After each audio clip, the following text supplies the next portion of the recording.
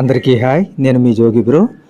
మనము పూల మొక్కలకు మంచిగా పూలు ఎక్కువ కావాలంటే అది బడ్స్ వదిలేటప్పుడు చామంతి మొక్కలకు ఇలాంటి మొక్కలకన్నిటికీ పూలు ఎక్కువ కావాలి, పెద్ద పువ్వులు కావాలనుకుంటే మనం కొన్ని లిక్విడ్స్ అయితే ఖచ్చితంగా ఇచ్చుకోవాల్సి ఉంటుంది. ఫస్ట్ టైం కనుక మన ఛానల్ చూస్తుంటే please subscribe, please like and please support మీ. వీడియోని అయితే పూర్తిగా చూడండి. ఇంకా మనం వీడియోలోకి వెళ్ళిపోదాం.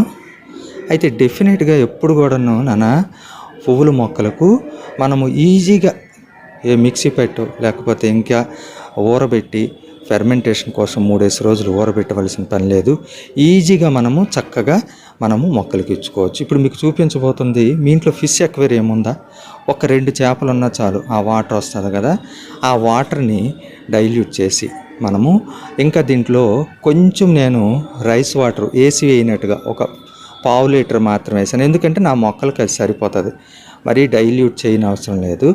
కొంచెం బకెట్ నిండుగా నీళ్ళు వేసేసి, కొంచెం ఇందులో నీళ్లు వేయకపోయినా పర్వాలేదు, అలాగే ఇచ్చేవచ్చు, ఏం పెద్ద ప్రమాదం ఏం కాదు.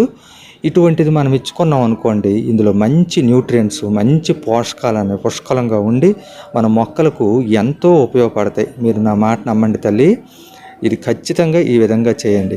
దీనికోసం మనం ఏం శ్రమ పడింది ఏం లేదు కదా. ఫిష్ బౌల్ క్లీన్ చేస్తాం, ఆ వాటర్ ఏమో బకెట్లో వేస్తాం. కొంచెం రైస్ వండుకునేటప్పుడు కొంచెం వాటర్, ఒక గ్లాస్ వాటర్ వేసుకొని చక్కగా మొక్కలకు మరి కొన్ని నీళ్ళు కలిపి వేసుకోవడం. ఇది కూడా మనకు కష్టమేం కాదు కదా. దీనివల్ల పూలు ఎక్కువ వస్తున్నాయి అన్నప్పుడు మనం ఇలా చేస్తే తప్పే ఉంది.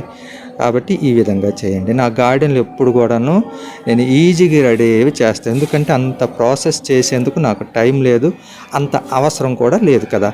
ఇది మనకు రిజల్ట్ బాగున్నప్పుడు ఈ విధంగా చేసుకోవచ్చు కదా. మరి ఈ వీడియో మీకు నచ్చినట్లయితే please follow me, please subscribe me. Happy gardening. అందరూ హ్యాపీగా ఉండాలి.